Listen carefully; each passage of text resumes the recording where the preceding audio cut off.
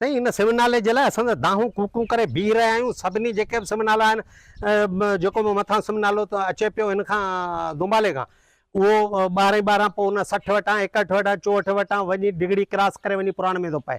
जेको असांजो लिंक अचे पियो हिन पासे खां, उन लिंक में तक़रीबन 7 ॾींहंनि जो पाणी पियो अचे। हिन में तक़रीबन 10-12 वॾा ॻोठ आहिनि ऐं जिन में हज़ारनि ते मुश्तमिल आबादी आहे ऐं उनजी का खाटी कोन्हे। दाहूं कूकूं करे बीह रहिया आहियूं, जिन खे केतिरा ई साल थिया आहिनि। हिकड़े दफ़े ठाहे हलिया विया, मोरी न ठाहिनि, भला जे मोरी ठाही अथनि, उन खां पोइ का हिन जी खाटी कोन्हे, सॼो रेटियो पियो आहे। जॾहिं बि बारिशूं पवंदियूं तॾहिं जेके बि पसगिरदा जा ॻोठ आहिनि उहे टोटल ॿुॾी था वञनि।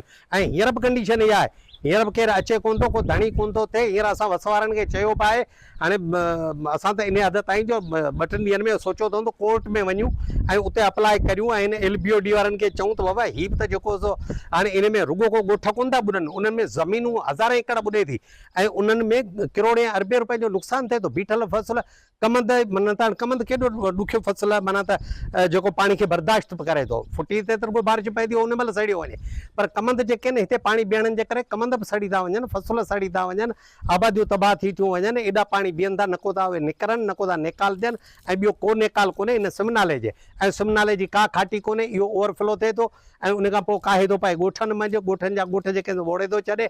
उन करे बराए महिरबानी हिन LBOD ते ध्यानु ॾिनो वञे त भठो स्टाफ खां वठी वेंदे पोइ हिते मुरीद माइनर ताईं घटि में घटि त इन जी सफ़ाई कई वञे। घटि में घटि पाणी त क्रॉस थिए, न त ही बारिशूं मथां अचण वारियूं आहिनि। बंदोबस्तु करियो असांजे लाइ टेंटनि जो, त इहो असीं सभु ॿुॾी वेंदासीं त वरी अची रोड ते वेहूं, भला ॿियो छा करियूं।